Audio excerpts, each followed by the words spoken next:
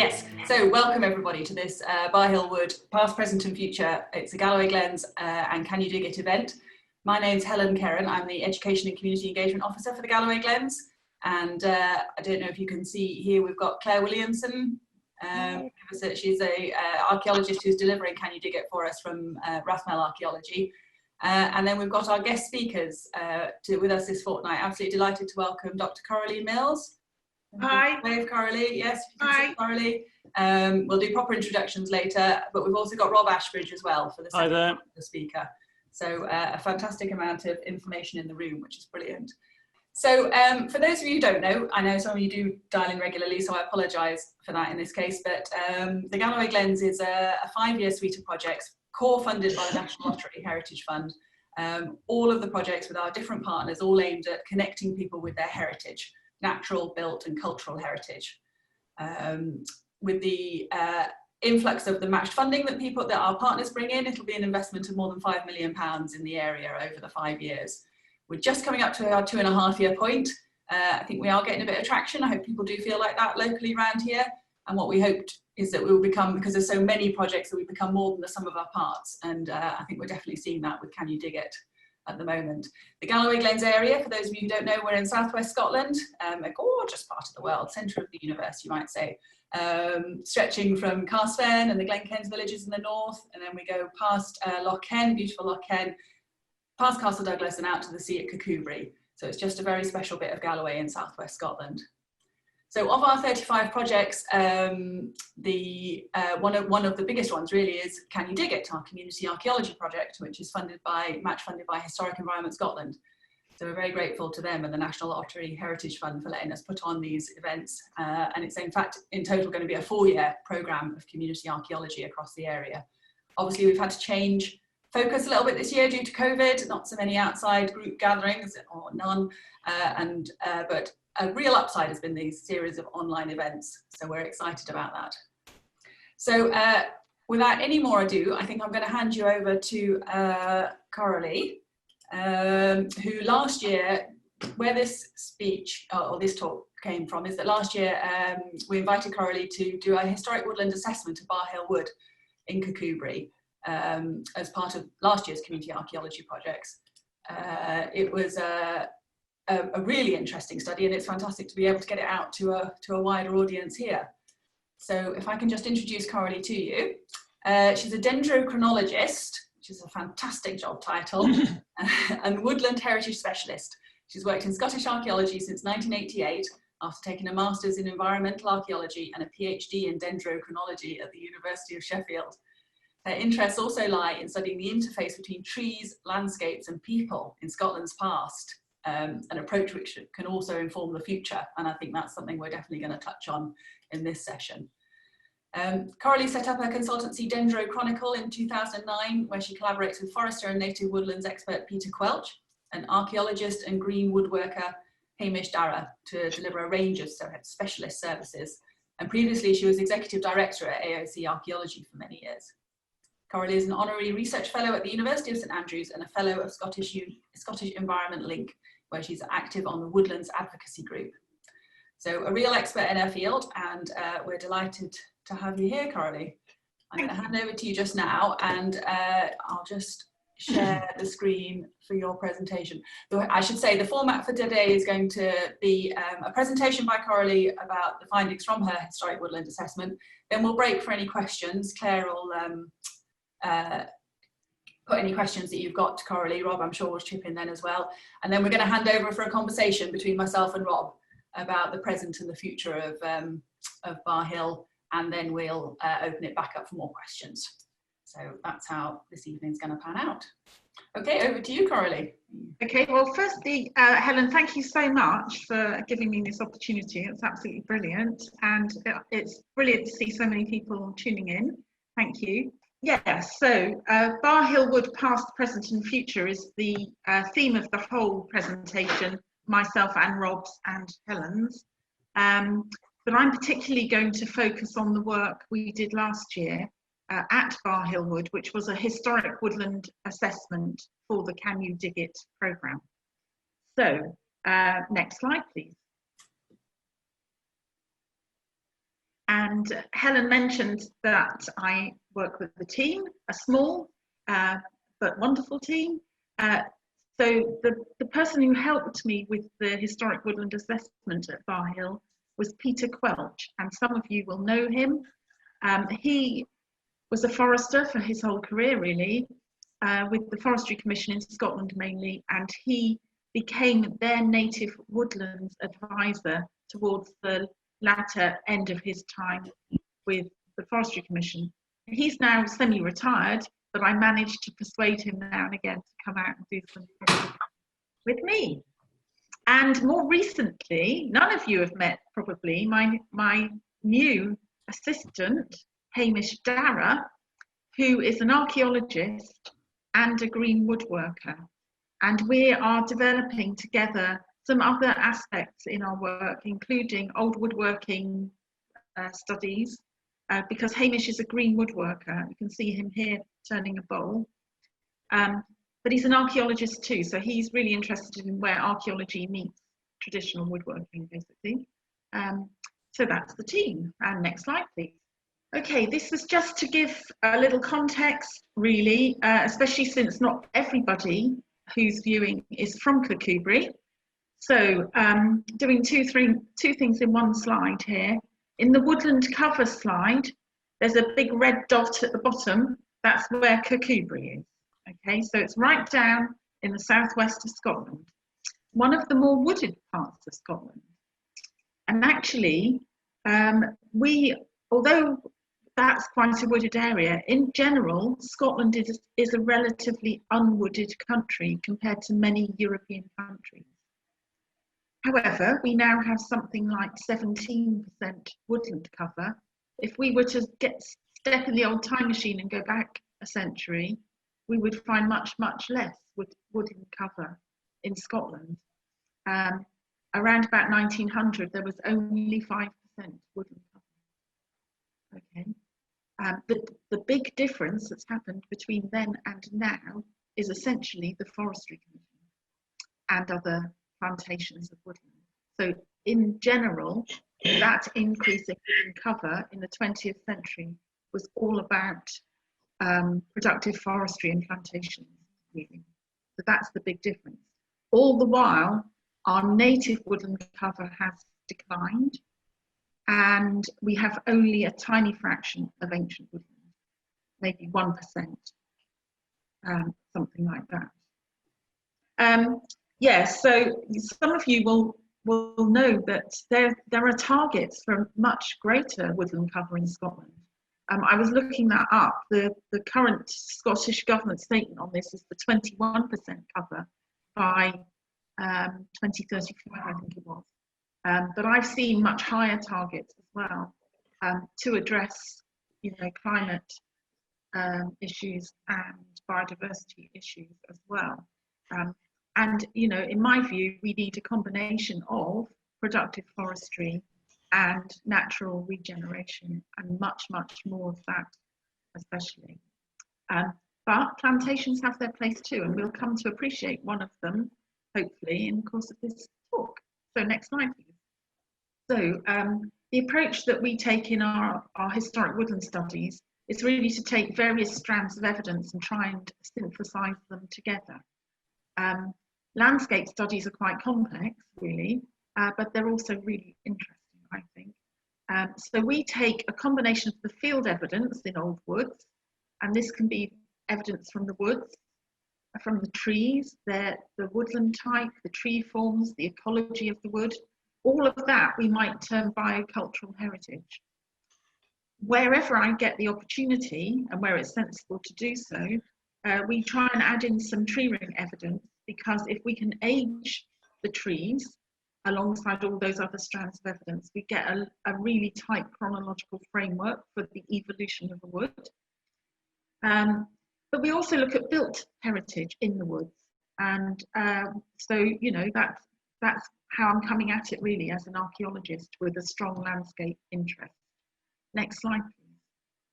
But not just field evidence, we use documentary evidence as well. So these can be written records like estate records, for example, where they survive. They can be really telling about woodland use in the past. Place names can be really informative. We get a lot of old woodland place names in Scotland in places where there are no woods. We use historic maps particularly in our work. We always do a map. It's called a map regression in archaeology, but we look at maps through time, and our earliest maps start in the 16th century in Scotland, pretty much. Those which are informative about landscape in any case. And we can look at old photographs and artwork and so on to get other angles on the history of a wood. Next slide, please. Now, this is a really handy concept for anyone thinking about archaeology and woodland. And it was coined by Ian Rotherham, who works at Sheffield Hallam University and is a real expert in the history of woods, in particular in England.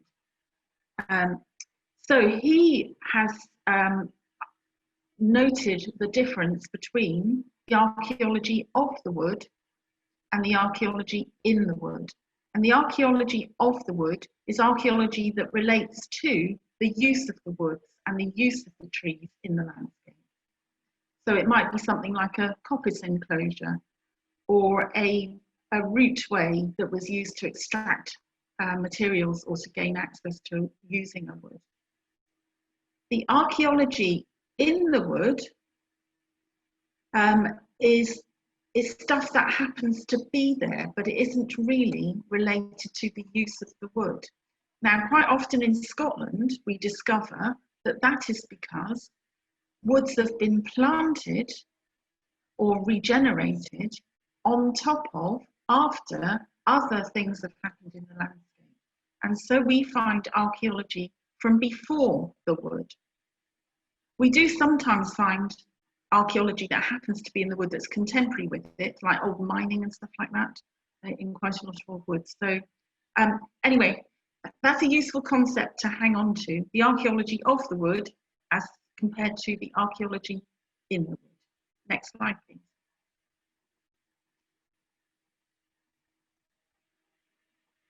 Okay, so I'm going to present a selection of maps which show Barrhill Wood, which is right beside Kirkcudbright.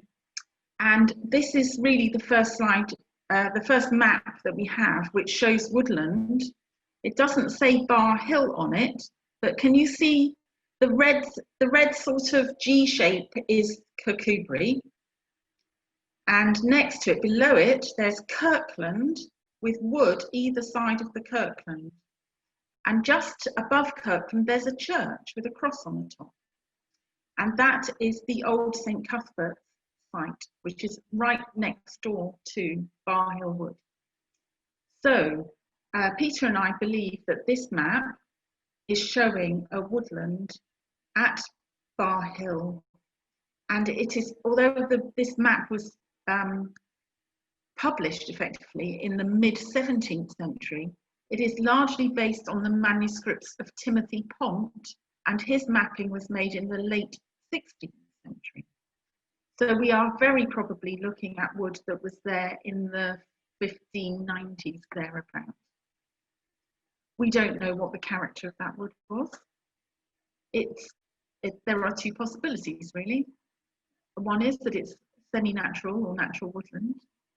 The other is that it's a really old plantation. And without other evidence, you know, it's hard to say which at the moment, but one would guess that more likely it's got semi-natural character, because one of the things is it's not enclosed, and many other planted woods at this time were in parks around castles and big houses. So on balance, if I had to guess, I think that that's probably a semi-natural woodland surviving by Kirkcudbright in the late 16th century. Next map, please.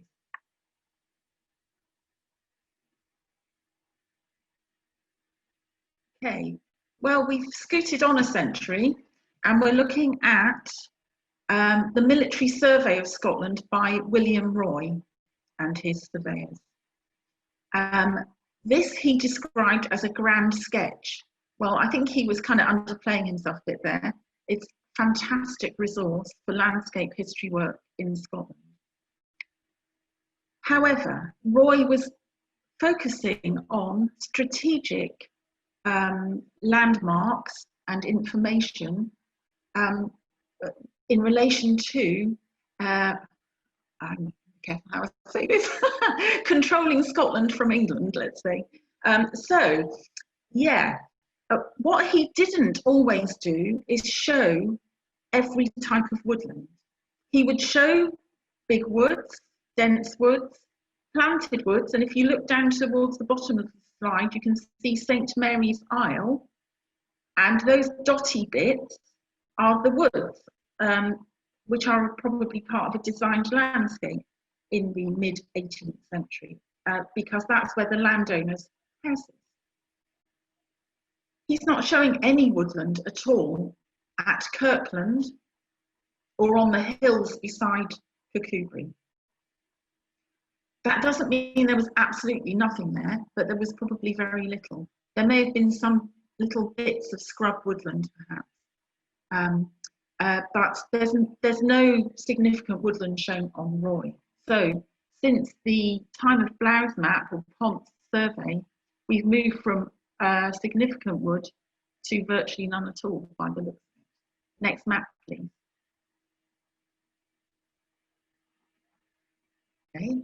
In fact, we have two local estate plans, and I'm sorry for the quality of these, but I don't have proper copies of the originals. However, what we do have is a marvellous sketch by a local person called Mr. G. Nicholson of an original map by John Galloway of 1776. And the original map is in the Stewardship Museum, and it would be really great to get a proper copy of that map. It's hard to see, but essentially, if you look to the east of Kirkcudbright, which is the L-shaped settlement in the lower half of the map, the first map, there are no trees on Barrhill.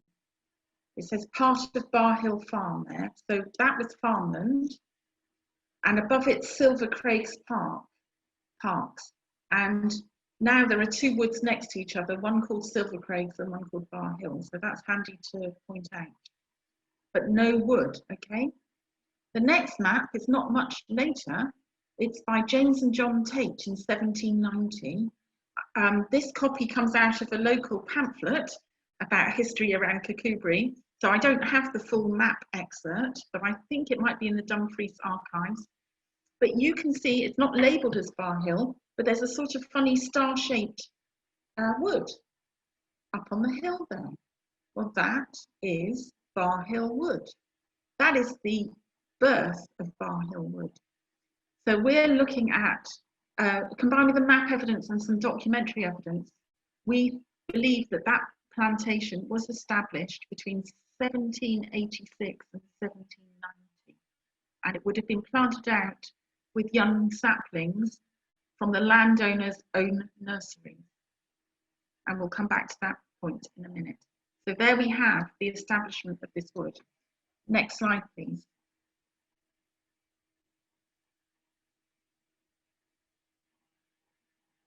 Yes, so I mentioned some documentary evidence. I mean, we haven't looked into this in huge detail, but one of the limiting factors is that the estate records are believed to have all been lost in a fire some time ago. So we're relying on other sources. We have the old statistical account, which was published in 1794, but gathered perhaps a couple of years earlier, written, it's important to note, by the local minister, who was entirely dependent on the landowner for his living, pretty much. So he's being very effusive about the wonderful works of the Earls of Selkirk in their plantations. But to be honest, I have to say, I think he's got a good point there. There's another documentary source, Samuel Smith's Agriculture of Galloway, published in 1810. It's all about the improvements, really, the improvement era. And he explains in much greater detail how this planting was gone about. and an awful lot of care was taken with it. There is a description of the hills being bare, basically, and the landowner and his son, Lord Dare, basically set about this great programme of re-establishing woods with plantations and also orchards around many of the tenants' houses, so and the farms. So, you know, this was a revolution really in a now very bare landscape. All that said, it is possible that we did have some scrubby woodland patches through that bare hillside period. Because if you look at upland fields around Kirkcudbright these days, and indeed in much of Galloway, you will see this sort of pattern of mostly field with little bits of scrub woodland. And they quite often got a lot of thorny species in them, which are graze resistant. And so they are little harbours just waiting to burst forth with more new woodland, to mix my metaphors. But yeah, so that photograph is just to give you an idea of what might have been there and what would have been probably overlooked by those mappers like Roy. So yeah, so Barrhill was planted in the late 1780s by the looks of it, and great care was taken in how they did it. They wanted it to look good. They took a lot of care about how they built the boundaries around the wood, and they realised they built dikes around the knolls and planted the trees on the rocky knolls and left the agricultural fields, the better land in between. And they realised later on that they could have been even cleverer and set the dikes back a bit so that once the trees established, you wouldn't even see the boundaries and it would mimic a natural situation. So I think, you know, it's quite advanced stuff, really. Next slide, please.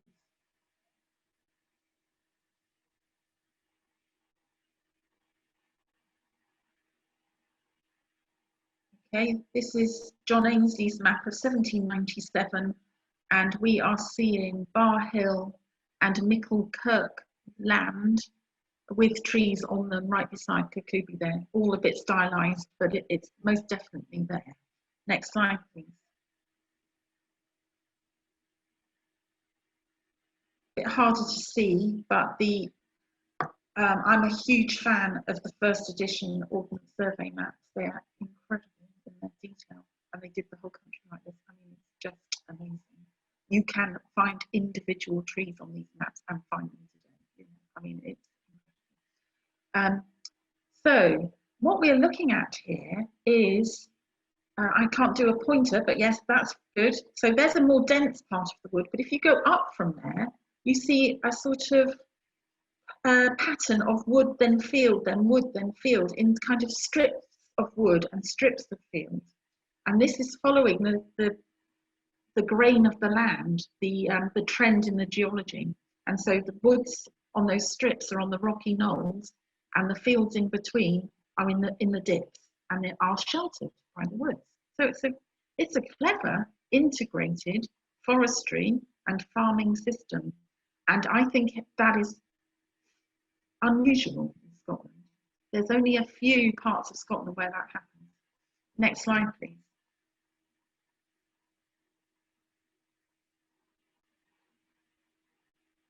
And if we thought the 6-inch scale map was good, what about the 25-inch? I mean, it's just astonishing. One of the features that shows up on here, right in the middle, Helen, there's a sort of, yes, looks like a bag almost. That, folks, is the paddock. That is called the paddock. And that is a field within the woods, essentially. And we'll maybe come back to that in a moment. So you can see by the late 19th century, we've got a well-established plantation, and we have got this system of fields sheltered by woods, and the woods are on the rocky bits and the fields are in between. And those fields would probably have been for grazing. They're not arable fields. And they are providing really welcome shelter for stock. Next slide, please. Okay, that's a very early aerial photograph of Kirkcudbright with Barrhill Wood in the background. And again, we can see we've got south to the right. So that's the solid sort of southerly bit of the wood. And then you've got these strips of fields and woods coming up towards the north there. It's almost like an octopus kind of a shape. Really. So next slide, please. So that's current satellite imagery. Can you see that the tentacles of the octopus have kind of disappeared really, and we've got one big aggregation of woodland pretty much running north from that same sort of spearhead bit. And so something has changed. Since 1930, something changed. Well, the big thing that changed was that Barrhill Wood was taken on by the Forestry Commission in the 1950s, and many of the fields were then planted up, and quite a lot of the old woodland cover was replaced with new plantation. Next slide, please. Okay, so Helen, this is just for you to feast your eyes on actually. This is what we need to do next at Barrhill. We need to get the LiDAR data, process it, and if Bob's your uncle, we will be able to reveal the archaeology under the wood. And this example is from Calaverock, where I worked for Hess last year with Peter Welch. And you can see we have a very dense wood on the satellite imagery. And look what the LiDAR's done for us. I mean, at this scale, you won't see it, but there is massive amount of stuff going on in there. That's a complex archaeological landscape under that wood. And that was never a closed-in wood until the 20th century either. So there was a lot of other use of that land. And also, actually, they had an integrated farming and forestry system, again in the southwest of Scotland. So, you know, there was interspersed wood and field in there. And when you go back, you've got medieval enclosures under that wood around the castles, some of which no one had mapped before because the woodland's so dense, it was inaccessible. Next slide, please. Okay, so this is just to give you a little flavour for those of you that don't know Barrhill, and to just point out some of the sorts of features you could find if you go for a walk in Barrhill Wood. Me and Peter, we're keen on boundaries. Boundaries are brilliant for finding out about old woods. That's where you find some of the oldest trees, usually the least disturbed trees, and you find different iterations of the boundary, and we have found that here. So I'm looking at an ash tree which has been coppiced and has grown out, and coppicing is just cutting close to the ground, and most deciduous trees will regrow from that and form very useful shoots, poles, leafy fodder, all sorts of useful product. That is sitting on a very sort of wiggly boundary, which I suspect is one of the Earl's 18th century boundaries. But there's another boundary within it. So it might be when they did this stepping back of the boundaries later on to improve the effect or something like that. There's something complicated going on with the boundaries anyway. The middle top slide, it might be a bit hard to see, but you can see a road running through this field. Well, we're looking east here from the edge of Barrhill Wood, and this is the old road to Ockham Cairn, I think, and eventually to Dumfries. And it's one of the few roads emanating out of Kirkcudbright which has not been turned into a tarmacked public road. This is an ancient road. I think it's probably medieval. It could even be older. So have a look for that feature. If you were to go to the Red Squirrel Hide and look out into the field, you'll see it. At the other side of Barrhill, I mentioned Silver Craig's Wood, and this same road comes out of the town through Silver Craig's Road, and there's through Silver Craig's Wood, sorry, and there's a sort of hollow way there. It's been formed over hundreds of years by the feet of travellers people and animals, no doubt. And so we're talking about a very ancient route here, and we can trace it all the way through the wood.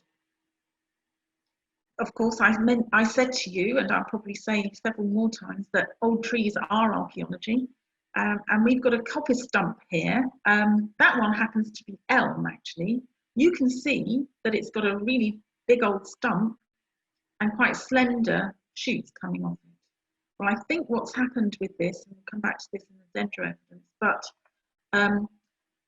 these coppice stumps are from the trees that were planted in the late 18th century, very probably. And we believe that this wood was managed as coppice for a very long time. Without the estate records, it's hard, we haven't really got sort of other firm evidence of what they were doing exactly in their coppicing. But it was a productive wood.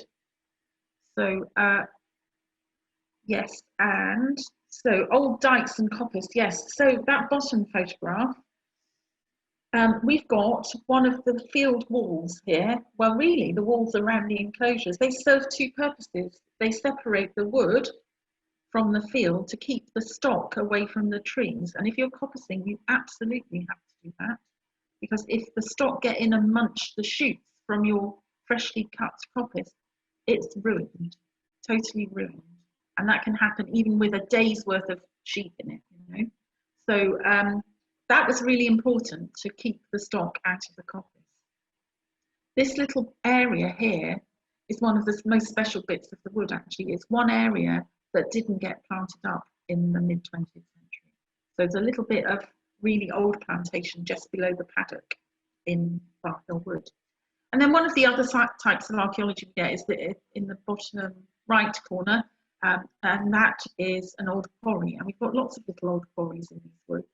And perhaps they were quarried to build the dike. That's a possibility. That seems quite likely. So next slide, please.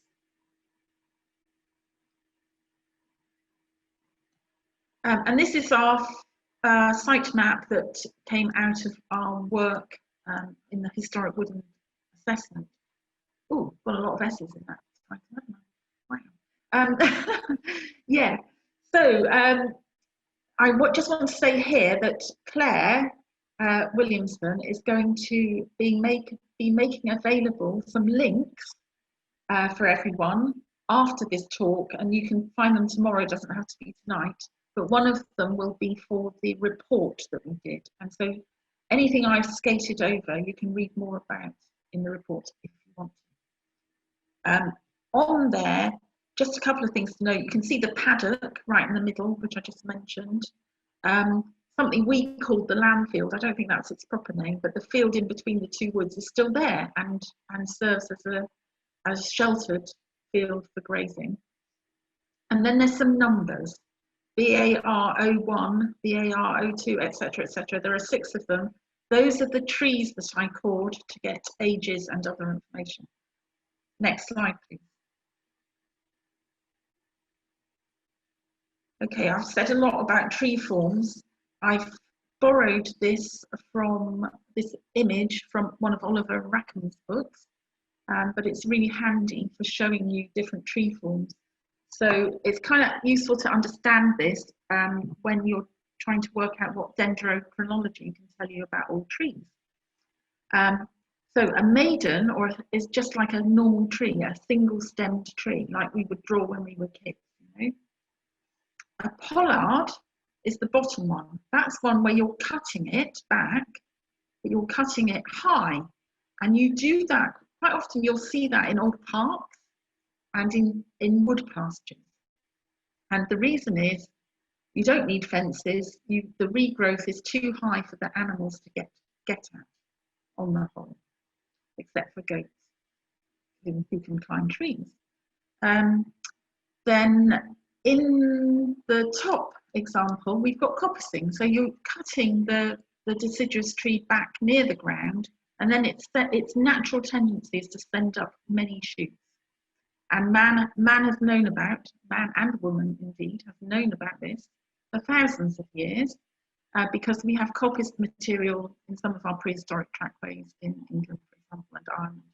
So, you know, but people weren't stupid. They observed things like this happening naturally and cottoned onto it and used it.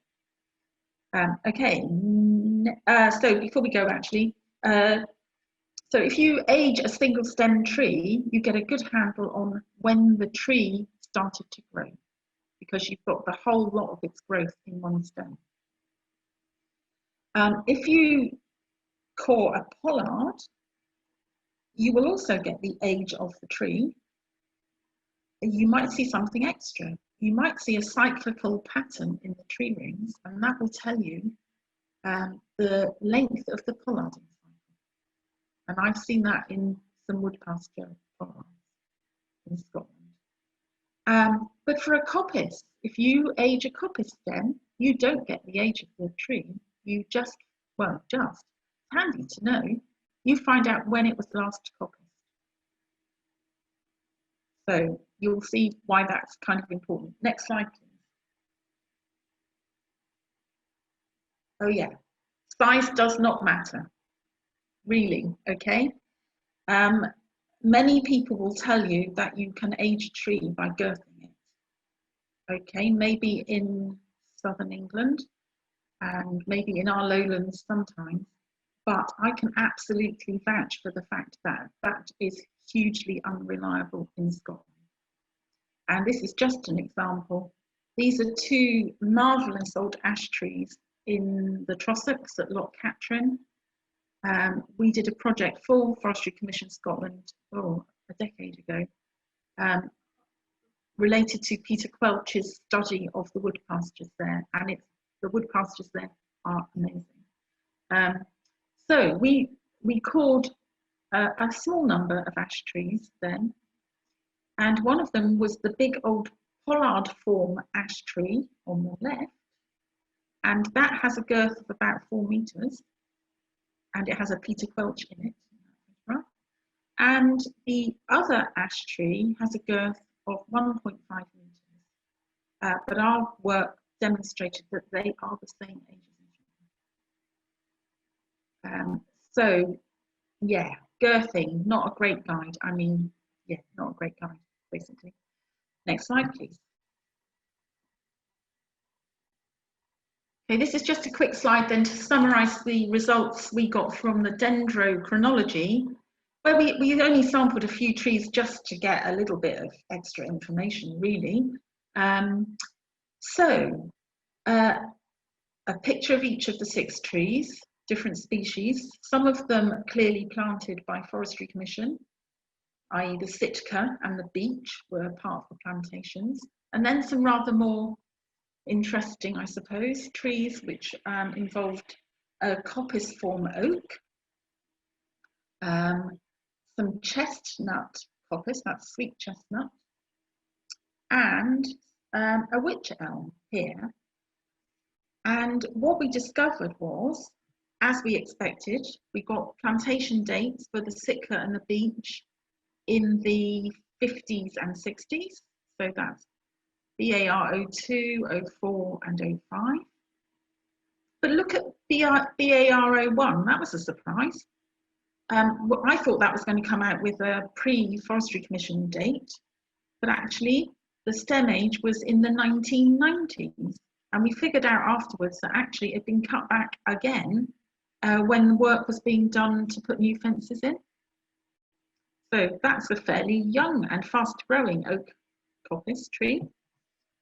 But a bit more meaningfully, BAR 03, the sweet chestnut coppice, its shoot started growing in about 1932.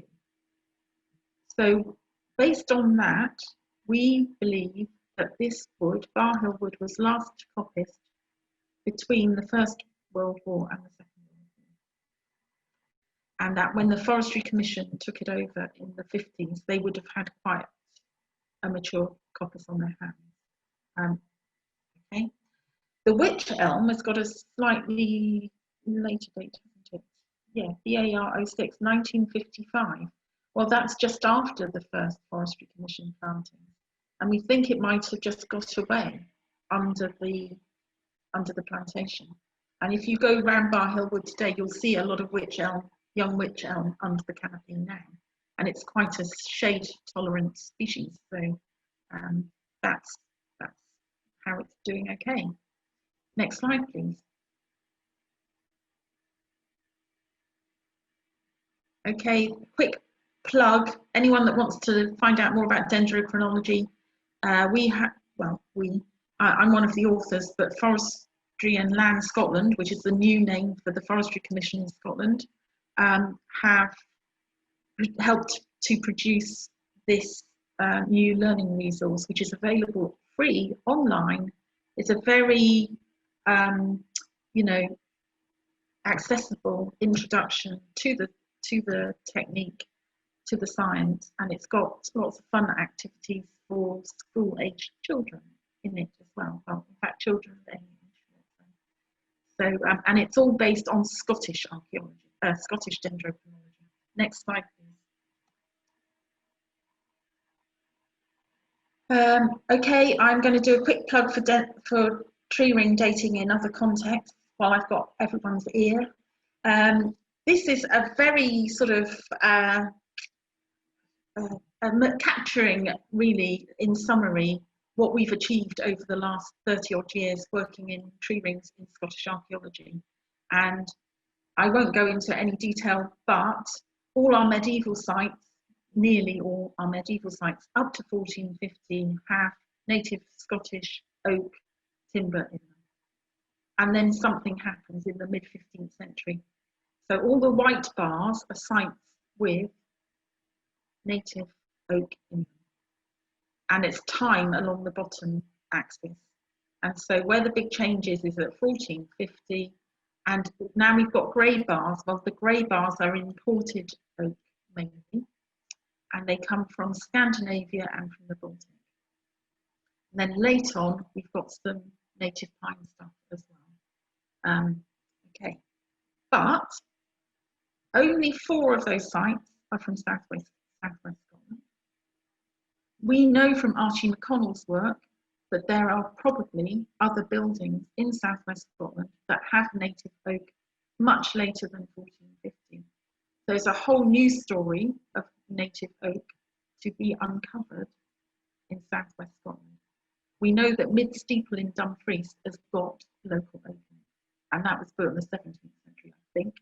Someone can correct me if I'm wrong there. Right, so next slide, please. Oh yeah, did you see that I said dendroprovenancing is grooving? Yeah, well it is. And that is because the tree rings don't just tell you a date, they tell you where the timber grew. And not just to a country, but to a region, if you've got enough reference data. It's brilliant. Right, next slide, please. Okay, these, you know that bar diagram I showed you? This is a map of all those dated buildings, mainly. These are buildings in the last millennium. The red ones are oak. The red squares are imported oak. The blue squares are native oak. So yeah, you've got some native oak down in southwest, but it's all before 1450 at the moment. The red triangles are imported pine, and the blue triangles are native. Look at the concentration of our sites. It's nearly all central belt and northeast. There's hardly anything in the south, apart from your 4 sites and 1 in Jedburgh. I'm doing a project called Southeast Scotland Oak Dendrochronology at the moment to fill that particular gap. But there's plenty of scope for another one. Next slide, please.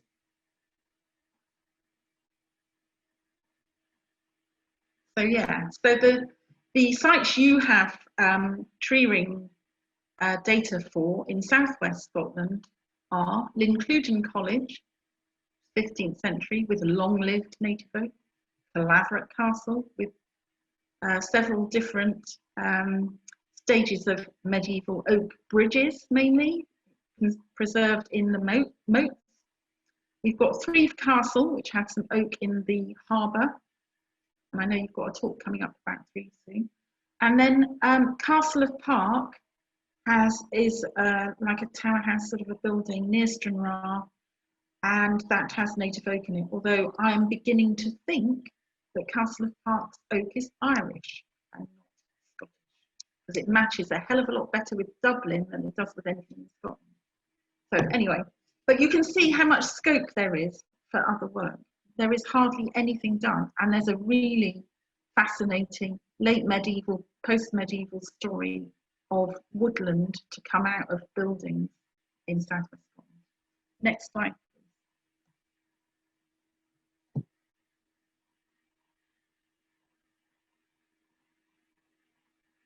And this, gosh, I've probably gone on quite a long time. I'm really sorry about that. But yes, so just to wind up, I hope I've persuaded you that trees and woods are living archaeology. That in the case of Barrhill and many other woods like it, the old plantations have cultural heritage interest, and Rob is going to explain to us more their natural heritage interest as well. But they do. Old plantations have a lot of going for them. We've seen that this is part of a regional integrated forestry and farming system, which I think is rather an important feature of this area. We've seen that Barrhill has archaeology of the wood, but it contains archaeology in the wood as well, like the old roads and the banks. Well, there's some old banks right under the wood. If we could get that LiDAR, we might be able to figure out what they are. But they might be from farming in the Bear period, possibly. So LiDAR, let's do that if we can get the chance.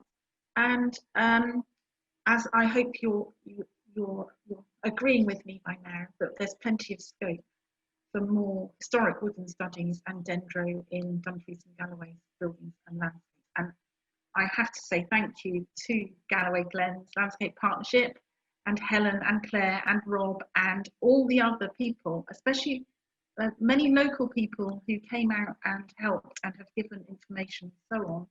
I'm very grateful to you all, and hope one day to see you in person again. Thank you. Well, thank you, Coralie. That was fascinating. A quick run through there. Not enough time to go into all the detail of what you found out, but we'll put the links on afterwards on the social media. So fascinating stuff. Thank you. The plea for LiDAR has been noted. Yay! That message came through loud and strong. Claire, should we hand over to you for a couple of questions before we move on to Rob? Yep, we've got some questions coming in for you, Coralie. Okay. So first up, we've got Swanee, who has asked, did you find any trace of the estate using poachers' traps in the trees, like single-shot pistols? He was pointing out that deer and pheasants would have been worth quite a lot more money back then than they are today. So anything like that come your way? We didn't notice any, but I have to say it was a very rapid survey. And I'm not saying they're not there. I think that would be really worth looking for, actually. That's such a good question. Yeah, I don't know, but let's go and have a look one day. That's good. Do you think there's a chance there could be something like that still hanging around? Yeah. Why? Yes, there may be that sort of evidence. Yeah. Excellent. So we've got Kevin. Hi, Kevin. Question. When does Coralie think woodland coverage in Dumfries and Galloway peaked as a percentage, and when and why did it decline? Ooh, that's a challenging question. Thank you. Haven't been reading up on the more distant past, but if it's like other parts of Scotland, and maybe it isn't, I would say we're looking into prehistory. We have, pollen evidence from elsewhere in Scotland is suggesting that the Romans arrived in a fairly unwooded landscape. So I think we're losing a lot of landscape in the Bronze Age, Iron Age, possibly, and possibly even in the Neolithic. But I'm kind of, I would need to go away and look that one up properly and give a proper answer, really. Is there any theories on why the woodland coverage declined during the kind of Bronze Age? Yes. there are all sorts of theories. Well, yeah, I mean, a lot of people say people removed the woodland. They felled the woodland. Well, I think I've just shown you that if you fell a deciduous woodland, you don't kill it. It will regrow. What kills the wood is the grazing. If you fell a wood and then you have a lot of grazing pressure, that's how it doesn't come back breathing. There will be other factors. There's, there's climate change factors. There's a deterioration of the climate at the end of the Bronze Age into the Iron Age. That will have had something to do with it. Soil degradation, peat formation, there are complex factors involved. Oh no, that's interesting. Yeah, that makes a lot of sense. Yeah, put you on the spot a wee bit, but yeah, why not? Why not? Why not? So we've also got Ashley was asking if you could give a wee description of the mechanics of coring. The mechanics of coring, yes, absolutely. Okay, I'm using something called a Swedish increment corer, which is a very narrow gauge borer with a very sharp screw thread end, and it's a manual device. So you use person power to get it into a tree, and what it does is extract a core which is narrower than a pencil. So a very narrow little radius of the tree, so that you can get an entire radius to see the entire ring pattern of the tree, and that will give you a close handle on the tree's age, and you can get all sorts of other information. So you have to core right to the centre, Coralie, because I was just realising that tree was 4 metres wide. Yes. That must be quite a tough. Yes, we had a super long corer for that one, but they're incredibly difficult to use, actually. I wouldn't really, I'm very wary of doing that. That was kind of early days for me, and ash is the hardest, densest species we have, tougher than oak. Yeah, that was difficult. But for smaller trees, it's a bit more straightforward, and for softwood trees, it's a doddle. Yeah. Find out. Okay, so Jim has asked, how can you be sure of the origin of wood? For example, you mentioned the oak that was from Ireland. How do you work that out? I didn't say about oak from Ireland, I don't think, but oh yes, sorry, I did. Yes, in Castle of Park. I was thinking Barrhill Wood. Yes, sorry. Yes. So how, from a tree ring point of view, how you work out where the oak or whatever species it is comes from is by comparing your site's tree ring patterns with a whole network of reference data. And trees will grow differently depending on where they live, basically. And so a woodland will have a particular signal, part of a regional pattern, which is then part of a national pattern. But you can refine your provenancing using statistics, basically. So I'm looking for the best, strongest match, the closest similarity with the unknown set of samples and the reference data. So you compare your test samples against hundreds of different sets of reference data. We know where to look, depending what period it is in Scotland. We're looking at Scandinavia, usually Scandinavia and the Baltic, but on the West Coast, we need to look at Ireland as well. Yeah, and then as you move through time, as you get into the 18th, 19th century, we're looking at a lot of colonial wood coming in from much further afield, so it gets even more complicated. That's a lot. Last question. Yep, last question from Helen. How do you minimise infection during coring? Yes, good question. We sterilise the corers between every study, but between every tree as well. So they're all cleaned down with meth or something like it, surgical spirit, or something that is going to kill everything that's on them in between each tree. And I must stress here that I'm only ever sampling a handful of trees out of a whole population. I am not trying to age, you know, an individual veteran that's standing on its own. By and large, they're all hollow anyway. So, you know, my work is about woodlands usually. It's not about individual trees on their own. It's about sampling the ages of a very small representative sample from hundreds or thousands of trees in a landscape. So that's another way of minimising the risk, any risk. Thank you very much. Thanks for the questions, everybody. I'll pass you all back on to Helen, I think, for the second part of our evening. Yeah. Fabulous. Well, we've still got Coralie online, obviously, but I would like to move on to the second half of the event, which is talking to Rob Ashbridge, who will be a familiar name and face to any of you who are local to Kirkcudbright, I'm sure. But for those of you who haven't heard of him, Rob's the Barrhill project leader for the Kirkcudbright Development Trust, by which he means that he's the driving force behind all of the improvements in Barrhill over the last few years, as far as I can see. So really just very, very involved with the recent development of the forest. He's also the founder of the Kirkcudbright Red Squirrel Group and works with Saving Scotland's Red Squirrels, the nationwide group, to help secure a future for red squirrels in Galloway. And I think that's something we're going to come on to. So Rob is really the man to go to for the recent past of Barrhill. I've got a few images to flash up, but I think we're going to just be in conversation. Rob, thanks so much for joining us. Now that we've heard about some of the older history of the woods, perhaps you could bring us a little bit up to date. Why is Barrhill so special to Kirkcudbright?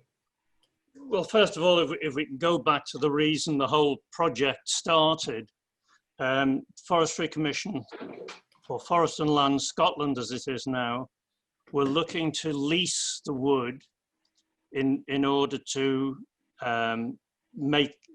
they weren't able to manage the wood, so they were going to lease it in part, which would mean commercially it would have to be clear felled. It was such a small wood, it's only about 40 acres. For any commercial company, they would have to clear fell the whole lot to make a profit. The Development Trust felt this wasn't, this was something that we didn't want to let happen. So the only way we could stop it from happening is to go to the town, to Kirkcudbright, see what people wanted with the wood. We spoke to many, many different groups in the town. And what came out of it was that people would like a bird watching hide. They would like the paths improved through the wood. And there was also a suggestion for an outdoor classroom. Well, putting together what people wanted, we then put together the project, and then we went out to look for funding for the whole thing. And thankfully, Galloway Glens and Leader came along and provided us with the income to do it. It's such an important backdrop to the town, the wood. If the wood was cleared off the hill, it would look very, very different. You see the wood from many different directions, and it really is, it's in every photograph you see of Kirkcudbright. The wood is a very important backdrop. Yeah, it's a semi-ancient woodland site, and the Forestry Commission, as was, did draw up a plan that they were going to enhance the native woodland and remove all the conifers. But fortunately, the Barrhill is a bit of a satellite to the main forestry areas in Lauriston and Gatehouse, and so it was rather neglected. They kept producing the plans to do it, but there was never the impetus. Basically, it was too small a project for them to do, so they were it was just left, which was to our benefit. You were saying why it's unique. Yeah. It's mostly because it's been neglected. It was planted in '53 and very little's been done to the wood. So you have this continuous canopy of mature trees, all of which are producing seed, which is food for both squirrels, birds, all sorts of animals. And it's kind of unique because normally this wood would have been harvested many years ago and you would be on the second or third crop by now. But fortunately, as I say, because it was neglected, we've got this lovely high canopy. The squirrels can move about the wood without touching the ground. There's loads of food in the wood, and it's worked out very well. Yeah, it certainly has. A happy accident. I've got some pictures here that were taken quite recently. So I'll just put these up. This is the outdoor education classroom, Rob, which is looking a little bit sad because it's shuttered up. I think ordinarily, obviously, it's this was taken during just as lockdown was easing. So but you can see the outdoor classroom there. What have you had going on in the classroom? Oh, there's been so many things. The best thing really has been working with children. We've had a Nurture in Nature course going on. There were 12 Nurture in Nature events. There was a forest school going on for the kids, and they've done all sorts of things. They've put up bat boxes, bird boxes. They've done a bit of tree planting, mostly moving trees within the wood. They've also used the hide a lot. The red squirrel hide and bird watching hide. And they've made quite a few nice murals as well. I don't know, have you a picture of the mural in the hide? No, I couldn't get to that, but it's worth a look, isn't it? This is again is the hide a little bit shut up, which is looking sad, but you've put an infinity pool out the front, haven't you, which has led to some stunning photos of the red squirrels. If anybody goes onto Facebook or just on the internet in general, there's photographs all over the place, many of which have appeared in the national press and other places. Yeah, it really is getting famous for the red squirrels. There we go. That was rather a problem, actually. I'd rather keep it a big secret. Yeah, I think that horse is bolted. It's getting so you have touched on this, but what does make it such a good habitat for the red squirrels? It's the cover. It is mostly the high canopy. The fact that we've got, most trees don't produce seed until what, Coralie, about 20 years of age, thereabouts? Yeah. And, you know, most of the Forestry Commission woods are cut down at 30 years of age, or certainly drastically thin by then. So Barrhill is kind of unique in the area that it's got this very mature canopy and producing good quantities of seed. And I think you said last time we spoke that you're seeing the red squirrels explore out from Barrhill and populating other areas. They have.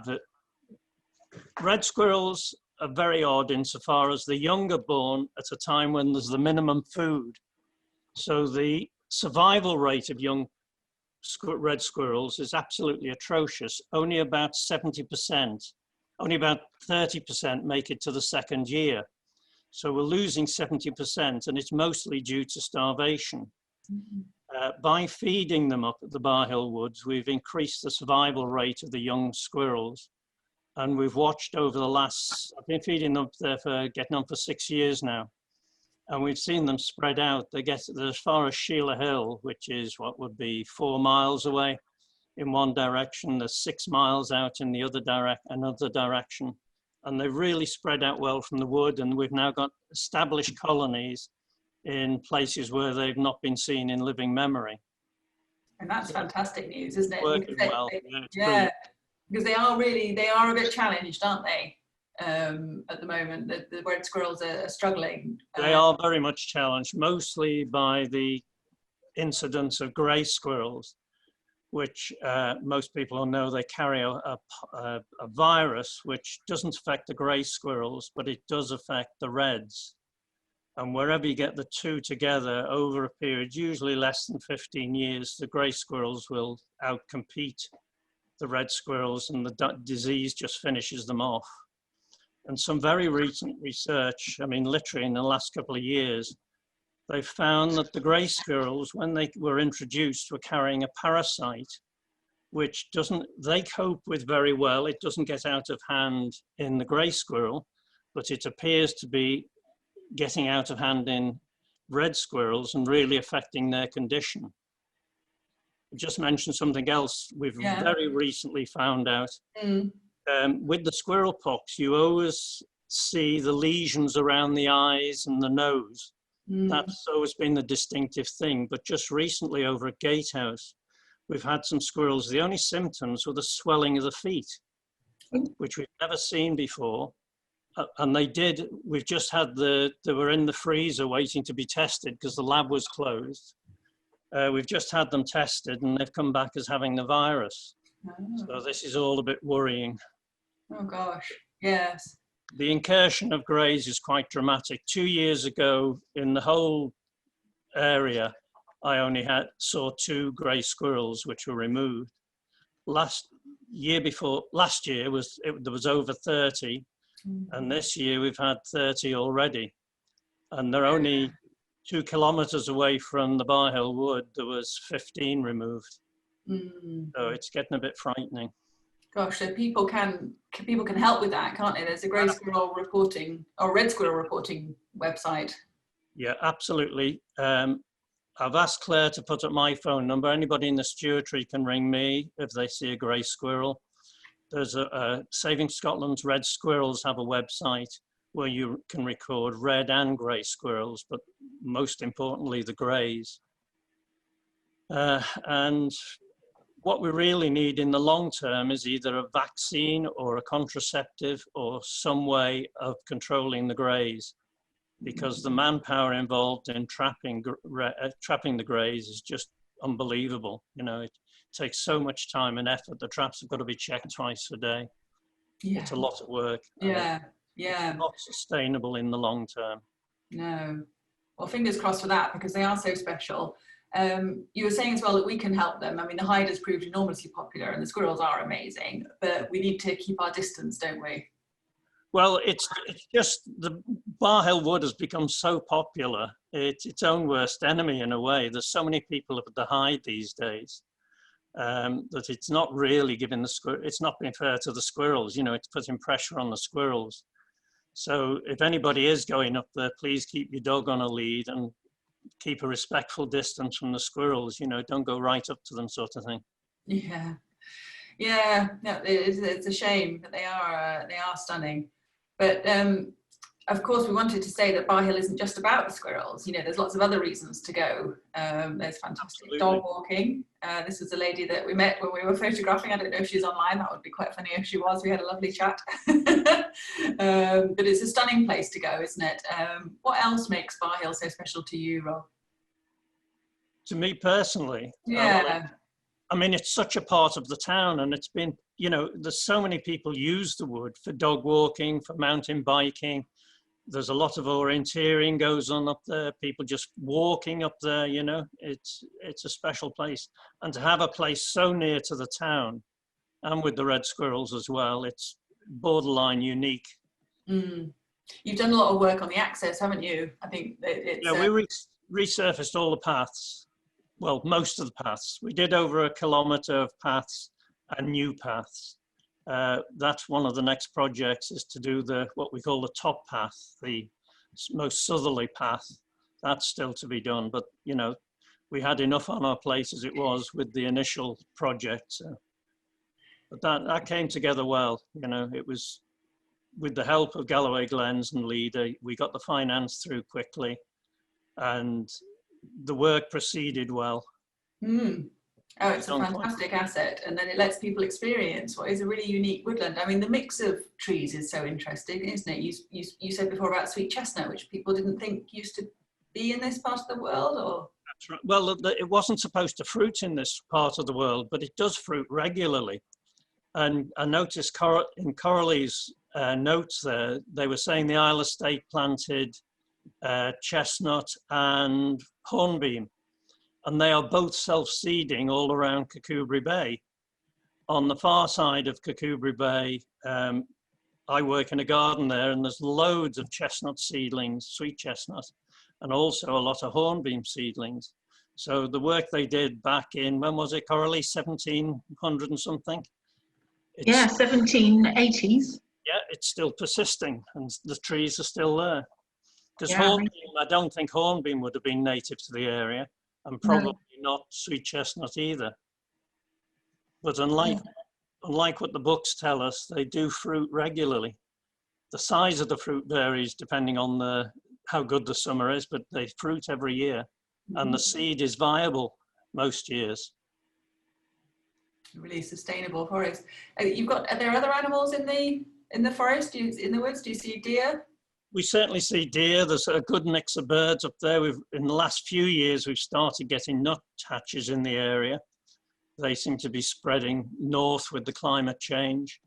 And it's quite funny, we get a lot of people down from north, the central belt in particular, who've never seen a nuthatch, and they get fairly excited over something that down in England is very mundane, So it's good.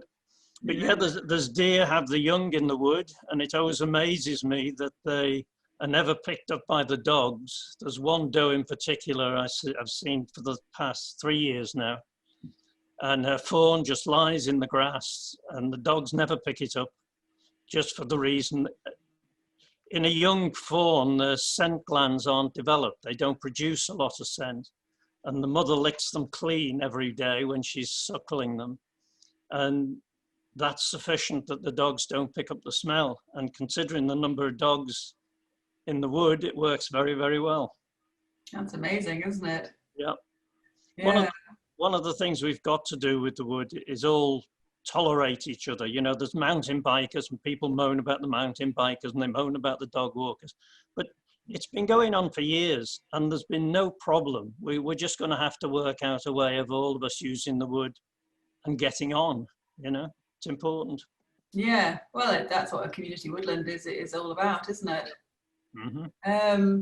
I know that the wood has got some challenge. I mean, all woods have got challenges at the moment. Without getting too sombre about it all, are you struggling with ash dieback at all?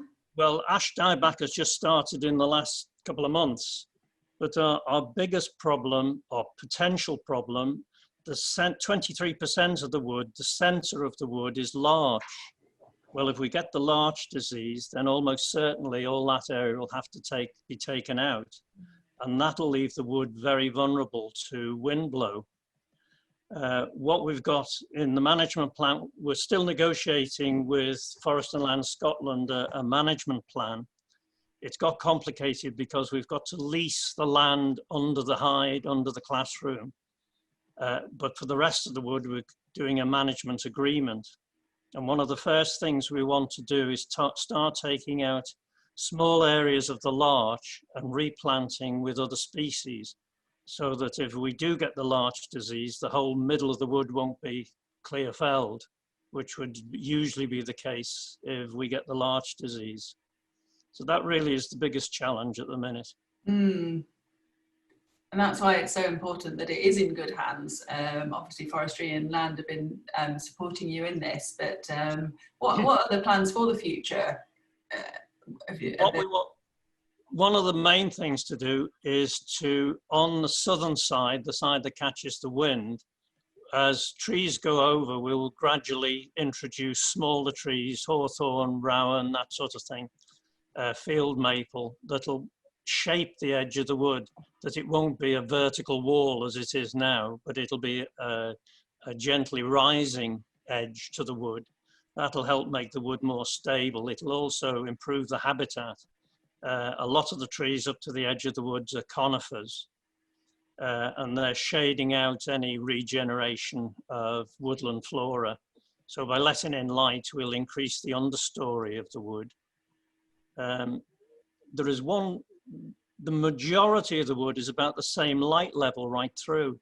And we find that there's, apart from the odd little clearing, we have the same fern going through the wood from one end to the other, buckler fern, which must be suited to the soil and light conditions here. It's kind of unique to see such a monoculture, a natural monoculture. Yeah, it worked out that this is the place for it. I know we talked earlier that Coralie as well was saying that, you might think if you're managing a woodland that you would just take it back to native woodland mix, but that would preferentially suit the grey squirrels, wouldn't it? So looking forward, you've got to pick this line, haven't you? We have.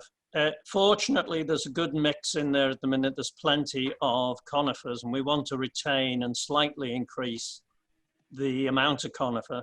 Forest and Land Scotland, we're all for taking it right back to native hardwoods, but if we do that, we will lose the red squirrels and we'll create an ideal habitat for greys. A lot of the beech, it's the Barrhill Wood, the reason it was paddocks and things, a lot of it is on rocky ground. And a lot of the beech that were planted have not done very well. In fact, in that picture there, you can see a lot of originally planted beech that have made no size at all. You know, some of them only about 9 inches across in 60, 70 years. So they can usefully be taken out and sold to help pay for the work in the wood.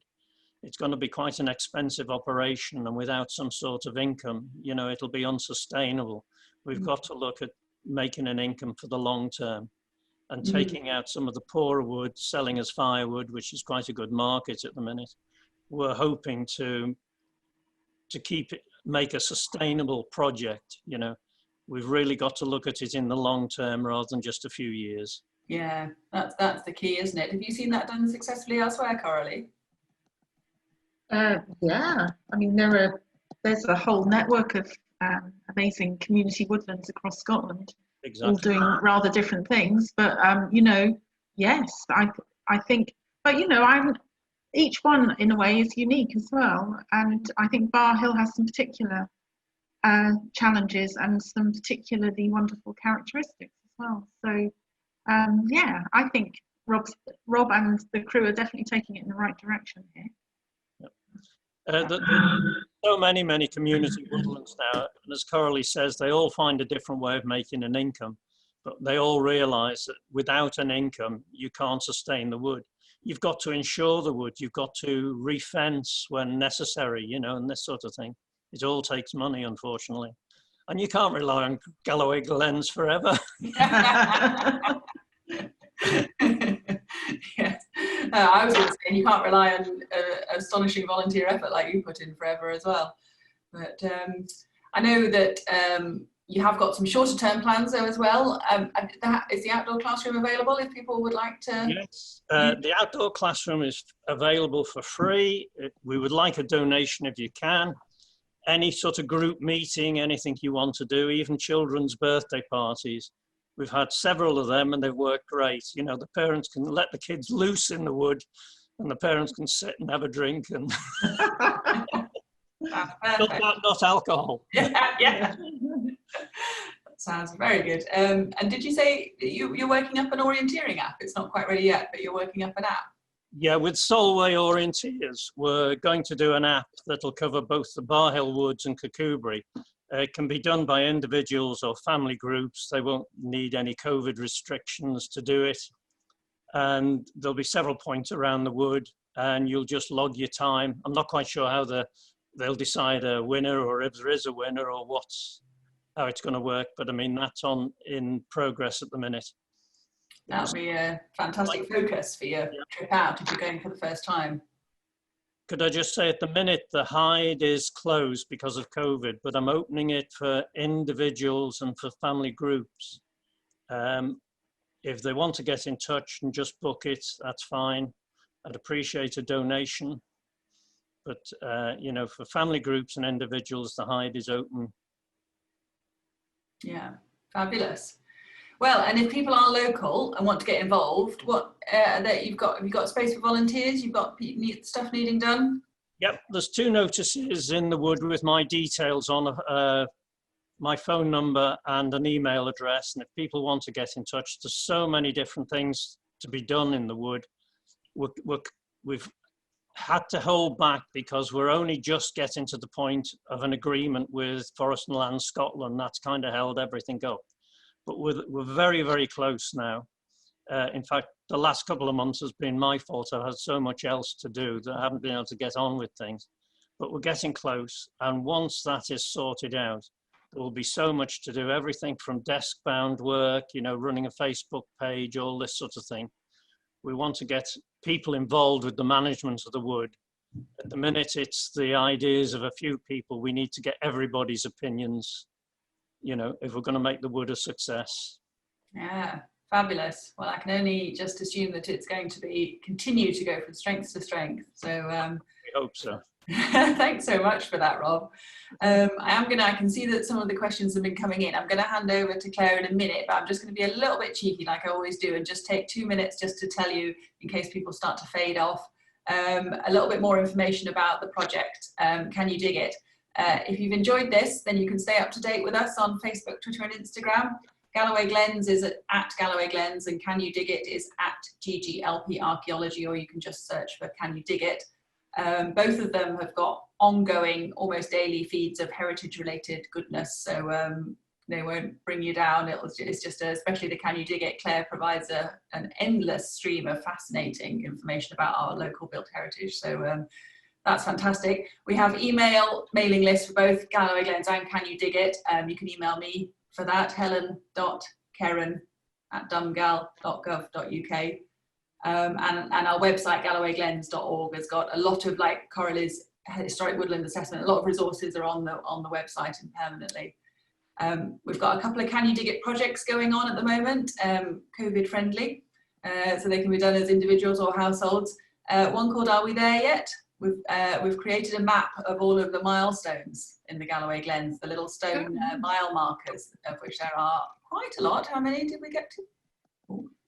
77. 77. They're very charming, and so if you'd like to help update the historic environment record, you can pop out and record those for us, any local ones, see if you can find them. And My Galloway, for those of you who've heard of Canmore, that is the National Historic Record. It's not got as much information about some of our local buildings as you would expect, considering how beautiful a lot of them are. And it's got something called My Canmore, which you can update your information, your memories, your photos, your facts about how life was. And then it's permanent, you see, and it's nationally searchable, and that information will never be lost. So if you would like to do that about a house or a village or an area, then again, get in touch. We've created a resource sheet that will talk you through the steps of accessing My Canmore. So we'd be super excited if we could get Galloway Glens a little bit more on the map for the national record. So anyway, that's all that I wanted to just cheekily say before we hand back over to Coralie and Rob for the questions that have been coming in, Claire. Yeah, so we've had a couple of comments as well, Rob, about the grey squirrels. Swanee was saying that the grey squirrels are coming in by the loads of straw that's coming from down south, because he was saying that they jump on the loads of the straw coming up here from the big dairy farms. Does that make sense? Or to the big that has happened, but I don't think it's the main incursion. They seem to follow the river systems, and we're getting it from both from the central belt, they're coming down the way, and also they're coming from Cumbria. We notice around Dumfries are getting far more than we are, but definitely they do seem to follow the river systems. With us, it's all along the River Dee. Wherever there's a mature woodland, particularly beech, that's the areas they seem to like. Oh, that's interesting, actually. I didn't think about that. Alan was asking, what is the grey squirrel parasite that you were mentioning? It's a nematode worm. I don't have the name of it off the top of my head. I don't know, how can you get in touch, Helen? Yeah, if you just email, if you just email helen.kerran@dumgal.gov.uk, she can forward any queries on to Rob for you. That's fine. Right, I will pass on the research paper and the details. Yeah, that would be perfect. Yeah, just get in touch if there's anyone, even if you think of questions tomorrow that you didn't come to mind tonight, just send an email to Helen and she'll keep her busy. And from Sue, she was asking if there were any water bodies or streams going through the wood that you know of. This was a problem in the beginning. We were getting a lot of road casualties, and it took me a long time to realise why. It's because there is no standing water in the Barrhill Wood. There is a stream on the other side of the road, and the squirrels were crossing the road to get to the stream. But once we put water in, the amount of casualties dropped right down. We've only had one this year. Oh, that's quite good, actually. No, yeah, I never thought of that. They would have to go chasing for where there's a water source if there isn't one nearby. No, that makes sense. That was a good spot then on your part. I was a bit slow working it out. I'm not surprised. Barry Russell, he was just commenting on the bluebells, which are also amazing in the spring that come up. I think, as Barry knows, the bluebells are beginning to go back a bit. At the far end of the wood, it's all planted with sycamore. And the sycamore have very dense shade. And a lot of the bluebells are now coming up blind. I think we've got a thing whereby the bluebells are light sensitive. and the sycamore are temperature sensitive. So the sycamore are coming into leaf earlier and earlier, whereas the bluebells are coming in at about the same time. And I think this is increasing the shade over the bluebells when they're coming up to flowering. But the plan is once we get the management agreement, at some point we will thin the sycamore and plant ash, which comes into leaf much later, providing the dieback doesn't stop us. God, it is quite a kind of balance, isn't it? Yeah, very much so. Yeah, it's a lot to think about. Ashley was also asking Rob if you've noticed any interesting fungi in the wood. Yes, but I've not been in with the book. I'm not very good on fungi. I tell you who does notice the fungi, the squirrels. They eat a hell of a lot of fungi. It's people don't realize. And what they do, they hang them on the branches high in the trees to dry out. And they keep it, they use it as a larder up in the tops of the trees. They also, there's a fungus whose name I've forgotten, on oak trees. When you get dead and dying oak branches, there's a white fungus grows under the bark, and they absolutely love that. And if you look carefully in the autumn, you will see them looking for this fungus, and they spend a lot of time doing it. And apparently it's very nutritious, but I haven't tried it yet. That's amazing. These are wee characters, these squirrels, they sound like. Yeah, they're great. Sounds like a lot of fun. But yeah, I think that's all the questions. Oh, no, we've had one come in from Paul. Have you noticed any resident red kites on Barrhill Wood? There is a pair of red kites in a wood adjacent to the Barrhill, but they are very, very common now in the area. They're increasing. Within 3 miles of the Barrhill, there'll probably be 6 pairs. Yeah, I've spotted that. Even driving around, you can really spot the red kites as you go about now. It's lovely. It is really But they follow the silage machines. You watch whenever they cut the silage they do it at the back of my house, and within minutes of them cutting the silage, there'll be up to 10 red kites quartering the field. I like them as well because they're quite easy to spot for those of us that aren't experts on birds, so that's very nice.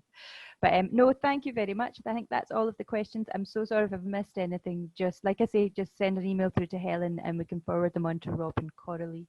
And if you think of anything tomorrow, I've also been sharing quite a lot of links as we go, but as I said, I'll put them up on Twitter and Facebook tomorrow. And if you're not on either of those, again, email Helen. That's the way to go, and we'll email it out to you. Okay, I'll pass you back to Helen then. Yeah, well, thank you so much. I think it just remains to say thank you so much to Coralie and Rob. Fascinating to hear about the span of the history from all the way back, all those ancient maps, seeing the evolution of it there, and then Rob bringing us right up to date and looking to its future as a community woodland, hopefully. So yeah, really good. Thanks so much for everybody for coming, and then hopefully we'll see some of you in a fortnight for 3 of Estate across the ages, which will be excellent. So thanks so much everybody for coming. Thank you. Hopefully we'll see you in a fortnight.